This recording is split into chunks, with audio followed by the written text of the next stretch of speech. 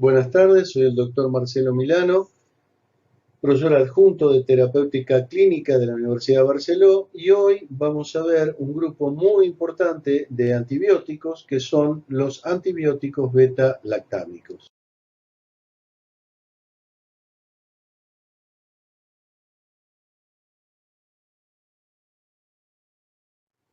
En primer lugar, vamos a ver una serie de generalidades o características en común que son compartidas por los diferentes subgrupos de antibióticos beta-lactámicos y que debemos conocer. Desde el punto de vista químico de la estructura de los antibióticos beta-lactámicos, estos están conformados por distintos subgrupos. Por ejemplo, tenemos las penicilinas, las cefalosporinas, los carbapenemos, etc. Cada uno de estos grupos tiene como característica compartida la presencia de un anillo conocido como anillo beta-lactámico. Este anillo beta-lactámico presenta una unión beta-lactámica típica, es más precisamente una unión amida y resulta importante porque es el sitio de ataque de las enzimas beta-lactamasas que constituyen el principal mecanismo de resistencia bacteriana a estos grupos de antibióticos. Cada uno de estos anillos beta-lactámicos en cada uno de los diferentes subgrupos está unido a un anillo secundario. La unión del anillo beta-lactámico más el anillo secundario genera lo que se conoce como el núcleo del beta-lactámico característico de cada uno de los distintos subgrupos de antibióticos que conforman a los beta-lactámicos. Así entonces, en función de las diferentes estructuras químicas que presentan los diferentes subgrupos, con sus diferentes propiedades, vamos a encontrar todos los subgrupos que componen al gran grupo de los antibióticos beta-lactámicos. Estos son las penicilinas, las cefalosporinas, los monobactamos, los carbapenemos y una serie de compuestos que en realidad no son antibióticos, los vamos a ver al final, que son los inhibidores de las beta-lactamasas. Para poder comprender el mecanismo de acción de los antibióticos beta-lactámicos, debemos recordar brevemente la síntesis de la pared bacteriana. La pared bacteriana era la estructura que envolvía a las bacterias de todos los géneros, exceptuando los micoplasmas, y que está situada por fuera de la membrana plasmática.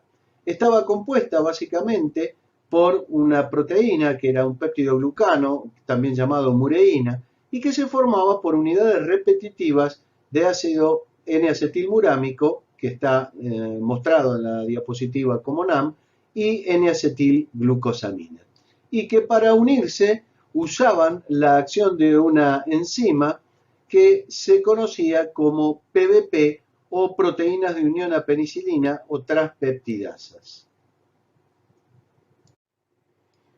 Así entonces, los antibióticos beta-lactámicos, al unirse a la PBP, impiden la acción de la enzima, es decir, la acción de transpeptidación para formación de la mureína, para formación de la estructura de la pared celular, y esto lleva a una desorganización y ruptura de la pared con el consecuente shock osmótico y la muerte celular. Esto explica el efecto bactericida de los antibióticos beta-lactámicos.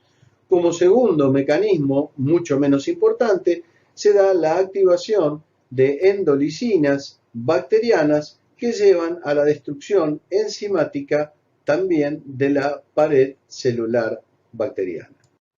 Oponiéndose a este mecanismo de acción de los antibióticos beta-lactámicos, las bacterias han desarrollado mecanismos para resistir a la acción de los antibióticos. Los tres principales mecanismos son la producción de beta-lactamasas, las modificaciones en las PBP y las alteraciones en la permeabilidad y o la generación de bombas de expulsión. La producción de beta-lactamasas es el principal mecanismo de resistencia y básicamente es el que encontramos en gérmenes gram negativos, aunque también la pueden producir algunos gram positivos y los anaerobios. Y la producción de beta-lactamasas, las beta-lactamasas son enzimas que lo que hacen es hidrolizar el anillo beta-lactámico inactivando el antibiótico, con lo cual no se logra su unión a las PBP. La producción de las beta-lactamasas está dada por codificación a partir de plásmidos o a partir de codificación directamente cromosómica. Y hay muchos tipos de beta-lactamasas según los beta-lactámicos que hidrolizan. A su vez, el uso y abuso de antibióticos por décadas ha generado una presión evolutiva de estas enzimas y hoy encontramos beta-lactamasas de espectro extendidos, o BLE, que son capaces de hidrolizar a cefalosporina de tercera generación o incluso a monobactámicos como el Aztreonam.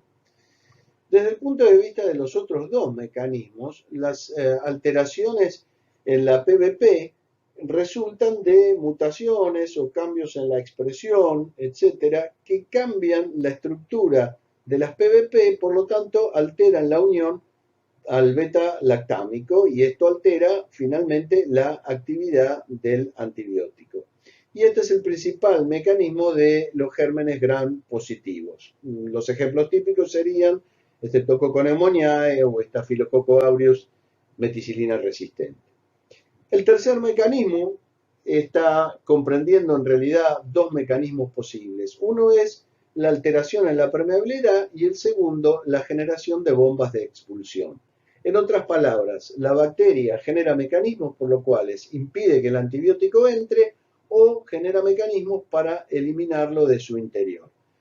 Recordemos que los beta-lactámicos son sustancias poco lipofílicas, entonces para penetrar al espacio periplásmico, que era el espacio que existía entre la pared y la membrana, que es donde están las PBP, es decir, su target, necesitan entrar a través de proteínas que conforman poros.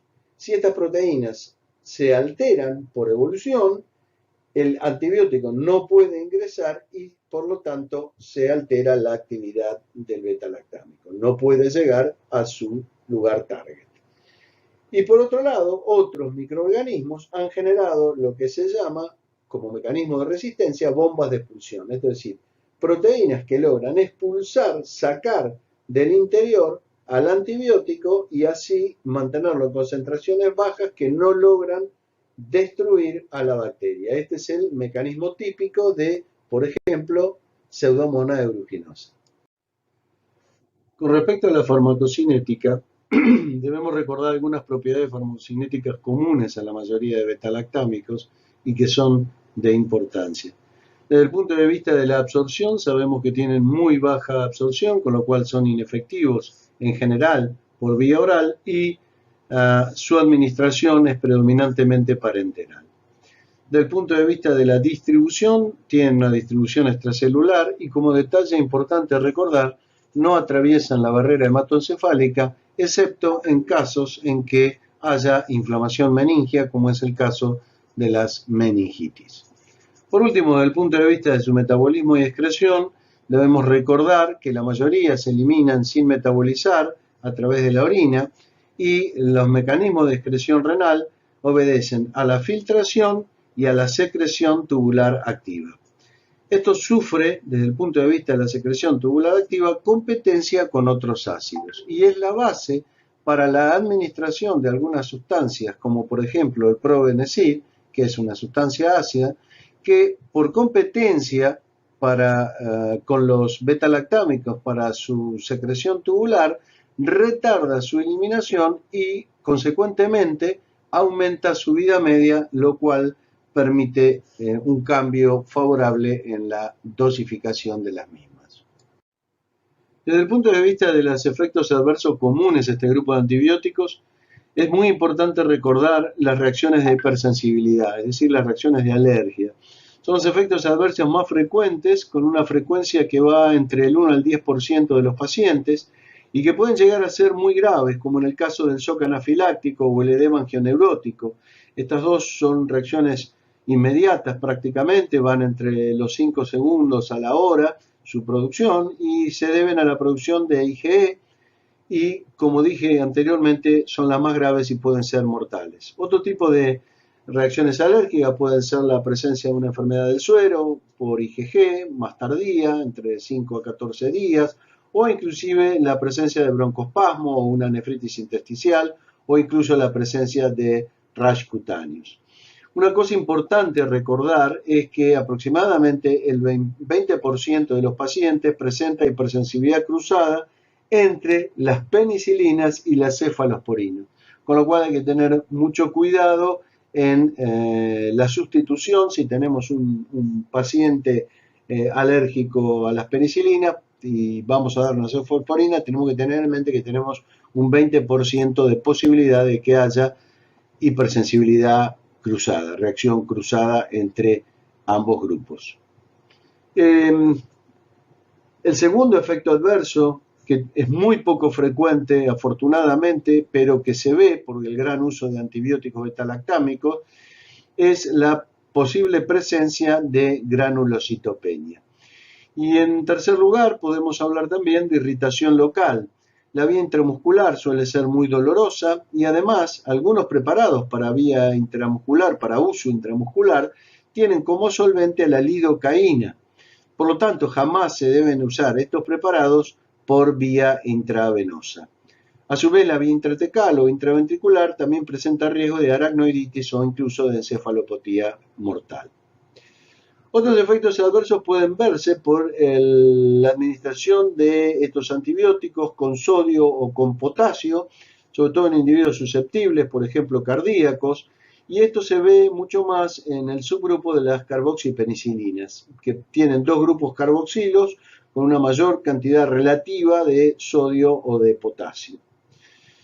Con respecto al riesgo fetal, los beta-lactámicos están en realidad entre las drogas más seguras, entre los antibióticos más seguros. Sin embargo, como siguen saliendo compuestos de este grupo, en realidad no tenemos con los nuevos demasiada experiencia en términos de riesgo fetal.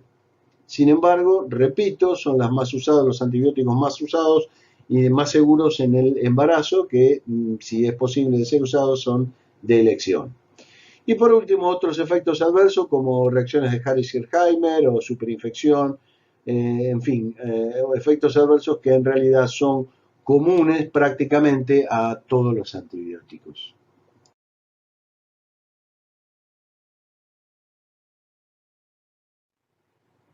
Pasando ahora a los subgrupos específicos de antibióticos beta-lactámicos, después de haber visto sus generalidades, sus propiedades comunes y compartidas, vamos a comenzar con el grupo de las penicilinas.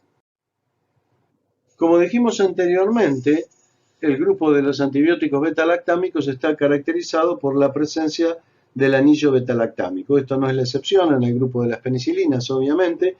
Este es el anillo primario y va a estar acompañado por un anillo secundario, un anillo tiazolidínico, y en conjunto ambos van a conformar el ácido 6-aminopenicilánico, que es el específico o el típico del subgrupo de las penicilinas. A su vez, ese ácido aminopenicilánico, esa estructura química formada por los dos anillos primario y secundario, puede ser modificado de varias maneras. En primer lugar, usando amidasas, puede separarse ese ácido 6-aminopenicilánico y lograrse la obtención de las diferentes penicilinas semisintéticas. O sufrir ataque bacteriano por las beta-lactamasas y descomponerse por ruptura de la unión amídica, formándose así los ácidos peniciloicos que van a ser completamente inactivos contra los gérmenes. Dentro de las penicilinas encontramos diferentes subgrupos. La droga patrón corresponde a la penicilina G, también conocida como benzilpenicilina, ya que tiene un núcleo benceno a nivel de su cadena lateral, y está representada por la penicilina G sódica y potásica y por las penicilinas de liberación prolongada como la penicilina G benzatínica y la procaína. La fenoximetilpenicilina, que es ácido resistente, es decir, admite la vía oral, representada por la penicilina B, y las aminopenicilinas también ácido resistente, es decir, también asequibles de ser dadas por vía oral, como la AMPI y la MOXI. Y después tenemos dos grupos específicos, que son las penicilinas antiestafilocóccicas y las penicilinas anti-pseudomonas. Vamos a ver cada uno de estos grupos brevemente.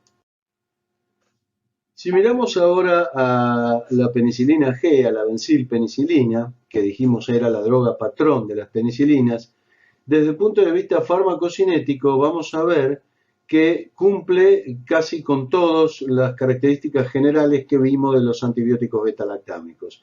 En primer lugar, es un ácido lábil, con lo cual no tiene la vía oral. La vía de elección es la intramuscular. La intravenosa solo se usa para las sales de sodio y de potasio. Y no debe administrarse en forma intrarraquídeo ninguna penicilina, ya que todas son potentes convulsivantes por esa vía. Desde el punto de vista de la distribución, igual que antes, es amplia, pero no es homogénea, pasa la placenta y no atraviesa la barrera hematoencefálica, con la salvedad que ya hicimos, que es en el caso de meningitis, y esto, debido a la inflamación, permite el pasaje de la barrera hematoencefálica. Desde el punto de vista de la vida media, es entre 15 y 60 minutos, tiene un promedio de 30, y la persistencia de los niveles terapéuticos va a depender de la dosis, del preparado y también de la bacteria. Generalmente, en las dosis usuales, la penicilina G sódica o potásica tiene una vida media de 2 a 4 horas, en tanto que la benzatínica, recordemos que es de depósito, de unos 15 a 30 días. Desde el punto de vista de la eliminación, igual que en la generalidad, es prácticamente, vemos que no hay metabolización, la secreción renal es el mecanismo, por filtración glomerular, un 10 a un 20% de la droga, y por secreción tubular, competible por ácidos, como dijimos antes, un 80 a un 90% de la droga. Recordemos que la insuficiencia renal puede aumentar mucho la vida media, con lo cual requiere el ajuste de dosis. Desde el punto de vista de los efectos adversos de la penicilina G, tenemos que recordar aquellos que vimos, que eran los generales, siendo principal efecto adverso que podemos esperar, como ya recordamos, la hipersensibilidad. Y desde el punto de vista del uso terapéutico, la penicilina G está indicada ante bacterias susceptibles en pacientes obviamente no alérgicos a la penicilina, cosa que siempre hay que preguntar al paciente. Ejemplos de indicaciones de penicilina G son las faringitis estreptocóccicas, la meningitis por Neisseria meningitidis o la sífilis por Treponema pallidum. Es importante recordar que para muchas indicaciones para pacientes ambulatorios, la penicilina G se reemplaza o por penicilina B, si es posible, o por amoxi para evitar, obviamente, la vía parenteral. De cualquier manera, es importante recordar algo que debe quedarles grabado, que es que el espectro de un antibiótico no es igual al uso terapéutico. Quiere decir que no todas las bacterias que cubre o que son sensibles al antibiótico y que produzcan una enfermedad van a ser pasibles del uso de esa droga en el ser humano. Y esto se debe a infinidad de causas que deben haber visto ya en la clase de generalidades de antibióticos. Pero el paradigma a recordar es que el espectro de antibióticos no es igual necesariamente a sus indicaciones terapéuticas. Si miramos ahora la penicilina B o fenoximetilpenicilina, veremos que su espectro bacteriano es prácticamente idéntico al de la penicilina G, con igual potencia para gram positivos, pero menor contra otras bacterias. Y una cosa importante es que, a diferencia de la penicilina G, tiene la vía oral o se da por vía oral porque es más estable en el medio ácido gástrico. Sin embargo, administrando igual dosis de penicilina G intramuscular y penicilina B vía oral, los niveles mayores son para penicilina G. Quiere decir esto que la penicilina B va a estar indicada solamente en infecciones no graves contra bacterias muy susceptibles a las penicilinas, por ejemplo, el estreptococo beta hemolítico. Y, exceptuando la vía de disponibilidad por vía oral, el resto de la farmacocinética de la penicilina B o fenoximetilpenicilina es igual a la farmacocinética de la penicilina G. Veamos ahora a las aminopenicilinas. Estas aminopenicilinas son penicilinas semisintéticas formadas a partir del ácido aminopenizilánico y van a presentar dos grupos químicos, un grupo amino que va a ionizarse como base y un grupo carboxilo que va a ionizarse como ácido. Por eso se dice que las aminopenicilinas son anfolitos. tienen la cualidad de ser ácido resistentes, es decir, que ambas representantes del grupo, que son la AMPI y la MOXI como las más importantes, tienen la vía oral y presentan un espectro más amplio que el de penicilina G, el de la fenoximetilpenicilina y el de las penicilinas antiestafilocóxicas. Son susceptibles al ataque de las beta-lactamasas, por lo cual a menudo se dan combinadas con un inhibidor de las beta-lactamasas, como veremos después, como es el ácido clavulánico o el sulbactam. Y como dijimos, las dos más importantes son la ampicilina y la amoxicilina. Ambas tienen la vía oral, pero la ampicilina tiene además la vía intramuscular y la vía intravenosa. La ampicilina tiene por vía oral una biodisponibilidad incompleta, una absorción más errática y que disminuye con los alimentos. En cambio, la amoxicilina por vía oral tiene una alta biodisponibilidad, una biodisponibilidad mayor del 90%, y que no es afectada por los alimentos y alcanza un mayor pico plasmático. Y estas son las biodisponibilidades, su afectación por los alimentos y la vía, las principales diferencias que podemos mencionar entre AMPI y amoxi. Desde el punto de vista de los efectos adversos de las aminopenicilinas, no escapan a las generalidades de la regla, es decir, nos vamos a encontrar con todos esos efectos adversos que hemos visto para los beta-lactámicos. Con una particularidad, entre las reacciones alérgicas, que como siempre decimos son las más frecuentes, se presenta el llamado rash ampicilínico, que en realidad es más frecuente con ampicilina, pero que también puede darse con amoxicilina y curiosamente tiene una incidencia mayor en pacientes que están tomando allopurinol. Dentro del segundo grupo de efectos adversos podemos encontrar uno que afecta a los antibióticos en general, o dos que afectan a los antibióticos en general, y que son la diarrea asociada a antibióticos y un escalón más arriba, la colitis pseudomembranoso o la diarrea por Clostridium difficile. Ambas son más frecuentes con ampicilina y esto se debe a su absorción incompleta. Habíamos dicho que su absorción no era buena, era más errática, estaba modificada por alimentos, era incompleta, no alcanzamos una buena biodisponibilidad, con lo cual el hecho de que quede droga remanente en el intestino puede terminar afectando la flora normal del intestino. Entre las indicaciones o usos terapéuticos de las aminopenicilinas, que están entre las drogas más usadas, particularmente la amoxi, podemos citar las infecciones de vías respiratorias altas, la meningitis o las infecciones urinarias.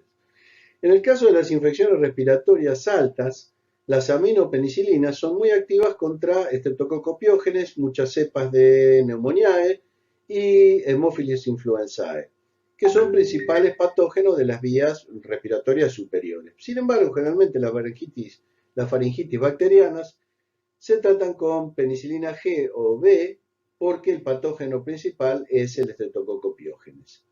Con respecto a la meningitis, los principales patógenos causantes de infección aguda son Haemophilus influenzae, el Streptococcus pneumoniae y, como sabemos, Neisseria meningitidis, o sea, el meningococo. Pero, por lo general, no se usan las aminopenicilinas, sino que se tratan con cefalosporinas de tercera debido a la resistencia que hay a las aminopenicilinas. Una excepción sería la meningitis por Listeria monocytogenes, porque tiene una muy buena respuesta a ampicilina.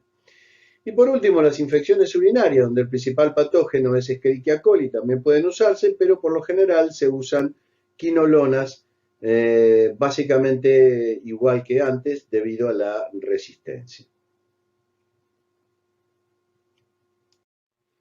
Con respecto a las penicilinas antiestafilocóxicas, podemos decir que son resistentes a la hidrólisis por penicilinasa estafilocóxica, con lo cual han dado en llamarse también penicilinasa resistente.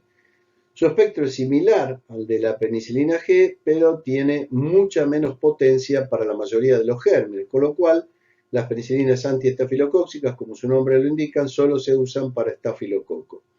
Sin embargo, han aparecido muchas cepas resistentes a la meticilina, y esto indica no solo resistencia a estos antibióticos, sino también a todas las penicilinas y cefalosporinas que son resistentes a las penicilinasas. Y en estos casos la droga de elección va a ser la vancomicina. Con respecto a los grupos que comprende, o a los subgrupos, o a las drogas que comprende, tenemos a la meticilina, a la nafcicilina y a las penicilinas isoscazólicas, cada una de ellas con particularidades. Con respecto a la vía oral, ya que todas tienen la vía intramuscular y la intravenosa, la meticilina es ácido lábil, con lo cual no tiene vía oral. La nafcicilina es pasible de ser dada por vía oral, pero no es recomendada, ya que tiene una inactivación poco previsible en el estómago, es decir, muy variable, con lo cual su absorción va a ser errática, va a ser desigual en los pacientes. Y por último, las isoxazólicas, que sí son ácido resistentes, todas ellas, con lo cual tienen todas la vía oral. Y con respecto a los efectos adversos, más allá de los efectos adversos comunes a todo el grupo de beta-lactámicos que mencionamos al principio, podemos decir que la meticilina tiene o puede presentar también un cuadro propio, que le es propio de nefritis intersticial. La nafcicilina puede presentar un cuadro de neutropenia, que suele ser reversible. Y por último, el grupo de las isoxazólicas puede generar una disfunción hepática, en este caso también reversible. Por último, en el grupo de las o subgrupo de las penicilinas debemos nombrar las penicilinas antiseudomonas. Estas penicilinas son todas susceptibles a las beta-lactamasas y se pueden clasificar en dos grupos, las carboxipenicilinas como la carbenicilina o la ticarcilina y las ureidopenicilinas como la piperacilina, la aslocilina y la meslocilina. En el primer caso, las carboxipenicilinas tienen dos grupos carboxilos, son los beta-lactámicos que más sodio aportan, como dijimos antes, y las ureidopenicilinas que tienen la característica de ser más potentes contra la pseudomonas que las carboxipenicilinas. El espectro es similar a las aminopenicilinas y le agregan la pseudomonas aeruginosa y el proteus indol positivo resistente a las aminopenicilinas. Y las ureidopenicilinas agregan además al espectro a Klebsiella. Con respecto a los efectos adversos, además de los efectos generales de los beta-lactámicos, como vamos diciendo en cada uno de los grupos, las carboxipenicilinas particularmente pueden presentar insuficiencia cardíaca por la sobrecarga de sodio que mencionábamos antes en individuos predispuestos o hemorragias por la presencia de o la generación de alteraciones plaquetarias. Desde el punto de vista de su uso terapéutico, es importante entender que como la potencia es baja, las dosis que hay que usar de penicilinas antiseudomonas en general son dosis altas, son dosis grandes, con lo cual generan un mayor aporte de sodio y un aumento del riesgo de efectos adversos. Por lo tanto, son penicilinas que están reservadas para infecciones graves por pseudomonas y por proteus indol positivo. Y generalmente se hace esto asociándolas a algún otro antibiótico. Pasamos entonces ahora al segundo gran subgrupo de antibióticos beta-lactámicos, que está conformado por el grupo de las cefalosporinas. Y nuevamente, desde el punto de vista de la estructura, vemos la presencia del anillo beta-lactámico, pero ahora el anillo secundario, a diferencia del anillo secundario que veíamos en las penicilinas, va a ser un anillo dihidrotiazínico y el anillo primario junto con el secundario va a conformar el núcleo típico de las cefalosporinas, que es el ácido 7-alfa-cefalosporínico. Las cefalosporinas constituyen un subgrupo muy rico en número de drogas y se suelen clasificar en generaciones que toman en cuenta dos aspectos: el espectro antibacteriano que cubre cada una de estas generaciones y la característica de resistencia a la hidrólisis por las beta-lactamasas bacterianas. De esta manera tenemos una primera, una segunda, una tercera generación. Dentro de la tercera hay una suerte de subgrupo que tiene la característica de tener acción antipseudomona, una cuarta, y así sucesivamente van apareciendo nuevas generaciones de cefalosporina. El espectro antibacteriano, como ustedes pueden ver, va abarcando a los cocos gram positivos y a medida que las generaciones van progresando, segunda, tercera, cuarta, cada vez van siendo menos activas contra los gram positivos y más activas que las anteriores contra los gram negativos.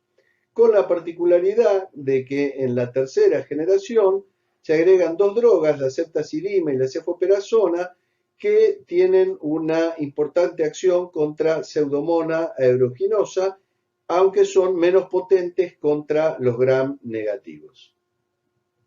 Y, por otro lado, a medida que incrementa la generación, es decir, primera, segunda, tercera, voy hacia la más reciente, va incrementando su estabilidad frente a las beta-lactamasas. Quiere decir que una cefalosporina de tercera o de cuarta resiste más el ataque de las beta-lactamasas bacterianas que una cefalosporina de primera o de segunda generación.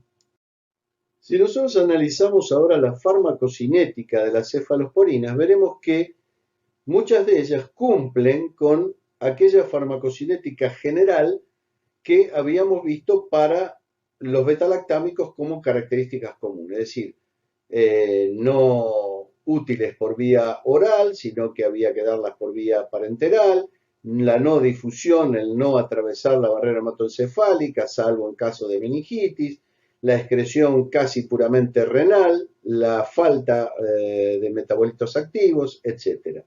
Sin embargo, las cefalosporinas, algunas drogas, presentan, según la generación, diferentes variantes de la farmacocinética a esta suerte de reglas generales que establecimos para las betalactámicos. Por ejemplo, la cefalexina admite la vía oral, es una cefalosporina de primera generación, al igual que la cefuroxima. Desde el punto de vista de la difusión del líquido cefalorraquídeo, el atravesar la barrera hematoencefálica, sabemos que la mayoría de los betalactámicos no lo hace, pero por ejemplo la cefuroxima de segunda o la ceftriaxona de tercera sí logran hacer esto. Sabemos que la excreción es predominantemente renal, pero por ejemplo sabemos que la cefoperazona y la ceftriaxona tienen una excreción predominantemente biliar. O el hecho de que drogas de primera o de tercera como la cefalotina y la cefotaxima pueden presentar algunos metabolitos activos que van a tener que ver también con su dosificación y con su uso. Cuando hablamos de los efectos adversos de las cefalosporinas, además de los antibióticos beta-lactámicos en general, de aquellos que ya mencionamos, el primero es justamente el característico del grupo, que es el tema de la hipersensibilidad, que es lo más frecuente. Y aquí es importante entonces recordar que presentábamos un porcentaje de pacientes que eran alérgicos a penicilinas y que tenían una hipersensibilidad cruzada con la cefalosporina, por lo tanto también lo serán a este grupo de betalactámicos. En segundo lugar, todo lo que tenga que ver con alteraciones del tracto gastrointestinal, por la afectación de la flora, que puede producir desde diarrea por antibióticos hasta una diarrea por Clostridium difficile. Otro detalle importante que pueden producir las cefalosporinas es la nefrotoxicidad. Todas son potencialmente nefrotóxicas. Afortunadamente y obviamente no es un efecto adverso frecuente, pero dentro de esa no frecuencia, las drogas con las que más frecuente puede producirse nefrotoxicidad son dos drogas de primera generación, que son la cefalotina y la cefaloridina. Desde el punto de vista de la posibilidad de hemorragias, es decir, de sufrir un efecto antivitamina K, esto tiene que ver con que hay un núcleo químico, el núcleo 3-metiltiatetrazol, que es un inhibidor competitivo de la vitamina K en las cefalosporinas, puede generar hemorragias por efecto antivitamina K. Esto es más frecuente y también más grave con una cefalosporina de segunda, que es el cefamandol, y una de tercera, que es la cefoperazona. Y inclusive estas dos drogas son las que también más frecuentemente pueden producir un efecto adverso de tipo disulfiram. Y por último, recordar que por vía parenteral las cefalosporinas pueden producir dolor localizado por vía intramuscular y la posibilidad de producir una tromboflebitis cuando son administradas por vía intravenosa.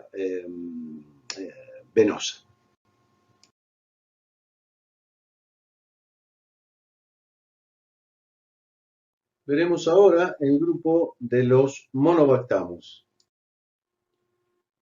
La droga patrón de los antibióticos monobactámicos es el Aztreonam y se llaman monobactámicos por el hecho justamente de presentar un solo anillo y es el anillo betalactámico característico del grupo, o sea, es un anillo monociclo betalactámico solamente sin tener un segundo anillo asociado. Como dijimos, la droga patrón es el Aztreonam y tiene una alta resistencia a la inactivación por beta-lactamasas de bacterias gram negativas. En realidad, solo es activo contra gram negativos aerobios, por lo tanto no sirve, repito, no sirve para gram positivos o para anaerobios. Tiene mucha menor producción de reacciones alérgicas, con lo cual es una alternativa en alérgicos a las penicilinas y a las cefalosporinas. Y desde el punto de vista de los efectos adversos, puede presentar nefrotoxicidad, alteraciones hepáticas, es decir, hepatopatía, flebitis, rash, vaginitis, y su uso está confinado generalmente a infecciones intrahospitalarias graves, a predominio de gram negativos, donde han fracasado otros antibióticos convencionales. Recordemos que los gram negativos aerobios comprenden bacterias como Neisseria meningitidis, Neisseria gonorrea, algunas enterobacterias, Klebsiella, coli, Proteus, incluso Haemophilus influenza, o Pseudomonas aeruginosa, aunque de esta última hay muchas cepas resistentes. Pero el concepto a recordar es que su uso está destinado a infecciones intrahospitalarias graves por gram negativos, donde han fracasado los antibióticos convencionales. Veremos ahora el grupo de los carbapenemos, que es el último grupo de antibióticos o subgrupo de antibióticos beta-lactámicos que vamos a ver hoy. Y digo el último grupo porque en realidad los inhibidores de las beta-lactamasas no son antibióticos. Desde el punto de vista de las características estructurales de los carbapenemos, presentamos, como en todos los componentes del grupo, el anillo beta-lactámico. En este caso, unido a un sistema, a un anillo, mejor dicho, secundario, muy similar al de las penicilinas, pero que se diferencia en que presenta un átomo de carbono en lugar del átomo de azufre que presenta el anillo tiazolidínico de las penicilinas. Y el anillo de los carbapenemos se denomina, el anillo secundario, anillo pirrolínico. Y el grupo que se forma de la unión del anillo primario beta-lactámico con el pirrolínico es el carbapenemo, que configura la estructura típica de los carbapenemos. Desde el punto de vista de las drogas, la droga patrón de este grupo es el imipenem, aunque hay otras drogas como el meropenem, el doripenem, etc. Pero la droga patrón de este grupo es el imipenem. Y los carbapenemos, este grupo, presenta un espectro de actividad más amplio que la mayor parte de los beta-lactámicos. Tiene actividad contra aerobios y anaerobios, gram positivos y gram negativos. Y se caracterizan, como mencioné anteriormente, por ser especialmente resistentes contra la mayoría de las beta-lactamasas. Los carbapenemos están reservados en su administración para la vía intravenosa únicamente, ya que por vía oral ninguno del grupo se absorbe. Presenta el imipenem una vida media de aproximadamente 1 hora y cumple con las generalidades que hemos visto antes de eliminación por filtrado glomerular y secreción tubular, aunque una muy pequeña parte se elimina por vía biliar. Un detalle importante a tener en cuenta en la farmacocinética del imipenem específicamente es que es rápidamente inactivado por una enzima que es la dehidropeptidasa que está presente en los túbulos renales. Con lo cual, para su uso clínico se da con una sustancia denominada cilastatina, que no es un antibiótico, pero que es una sustancia que inhibe la dehidropeptidasa renal. Y es importante recordar entonces que debe ajustarse la dosis en la insuficiencia renal. Los efectos adversos del imipenem son, como siempre, los de los beta-lactámicos en general, pero los más frecuentes son de tipo tracto gastrointestinal, más precisamente náuseas y vómitos en aproximadamente un 20% de los pacientes. Otros efectos adversos que pueden producirse en aproximadamente 1 o 2% de los pacientes son cuadros de convulsiones. Estos cuadros son más frecuentes con dosis altas de imipenem y sobre todo en pacientes que presentan lesión en el sistema nervioso central o una insuficiencia renal, y aquí vale lo que dijimos antes, recordar la importancia del ajuste de dosis en la insuficiencia renal. Y por último, la nefrotoxicidad cuando el imipenem es dado solo, esto es sin la cilastatina. Sin embargo, la combinación con cilastatina no solo inactiva a la dehidropeptidasa en los túbulos renales, sino que también protege de la nefrotoxicidad que pudiera producir el imipenem. En general, el uso de los carbapenemos está reservado a infecciones polimicrobianas mixtas graves resistentes a otros antibióticos. Otra droga frecuente de uso en el grupo de los carbapenemos es el meropenem. Y si lo comparamos con la droga patrón, esto es con la combinación imipenem-cilastatina, podemos decir que el imipenem no es sensible a la dehidropeptidasa renal, con lo cual no se necesita combinarlo con cilastatina, es mucho menos agresivo a nivel renal. En términos del espectro, es más activo contra Pseudomonas aeruginosa resistente a imipenem, aunque menos activo contra cocos gram positivos. Y como detalle de importancia, presenta mucha menor frecuencia de presentación de cuadros de convulsiones. Dejo entonces para que lean por su cuenta los inhibidores de las beta-lactamasas, que en realidad, como dije ya repetidamente, no son antibióticos, sino que son sustancias que inactivan de manera irreversible a las beta-lactamasas bacterianas, y con esto se logra ampliar el espectro de algunos antibióticos. Esos inhibidores de la beta-lactamasa son, por ejemplo, el ácido clavulánico o el sulbactam o el tazobactam, que se dan entonces en combinación con antibióticos para justamente evitar su inactivación, la inactivación del antibiótico por parte de las beta-lactamasas, y se logra así ampliar el espectro de los mismos.